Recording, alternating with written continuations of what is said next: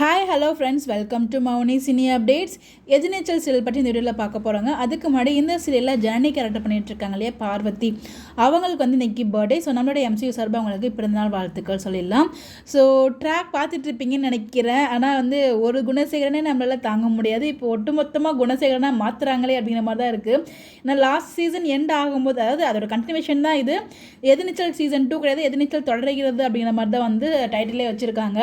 இந்த இதில் போன அதாவது லாஸ்ட்டாக என்ன பண்ணும்போது அவர் வெளியில் ஜெயிலுக்கு போவார் இல்லையா, அப்போ வந்து சொல்லுவார், ஒரு குணசேகரன் கிடையாது, இங்கே நிறைய குணசேகரன் இருக்காங்க, நீங்கள் எல்லாத்தையும் பார்க்க போகிறீங்க, என்ன ஜெயிச்சு தான் நீங்கள் நினைக்காதீங்க அப்படின்ற மாதிரி வந்து சொல்வார் இல்லையா.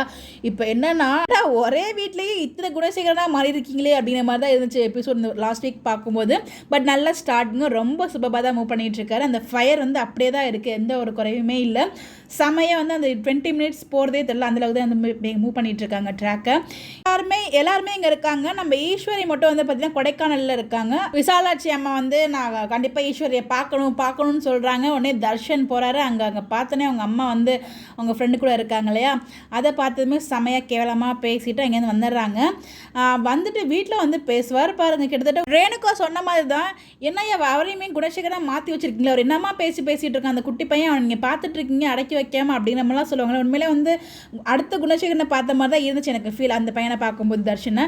அடுத்ததான் நேத்திக்கு ஒரு ட்விஸ்ட்டு இந்த இடத்துல என்னடா ஏன்னா ஃபஸ்ட்டு சீசனில் வந்து கதிரோட மாமனாரை கதிரை வந்து சிறப்பாக அடிப்பார்.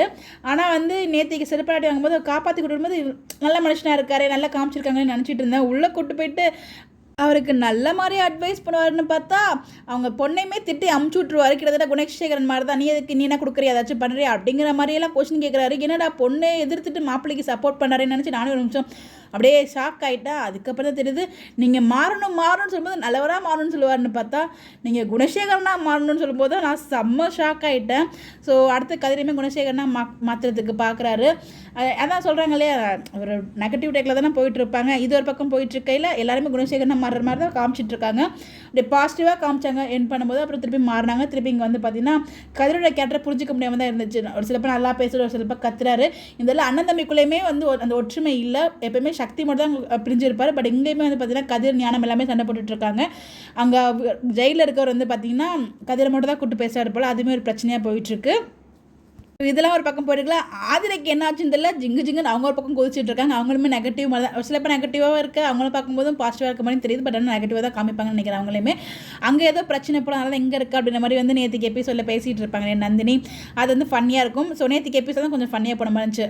அந்த 1 வீக் எபிசோடில் 4 நாள் எபிசோடுமே ஃபயராக தாங்க இருந்துச்சு. பட் இதை நான் எக்ஸ்பெக்ட் பண்ணவே இல்லை. ஒட்டுமொத்த ஃபேமிலியுமே வந்து இப்போ குணசேகரனாக மாறினது, அதாவது தர்ஷன்லேருந்து கதிர் வரைக்கும்.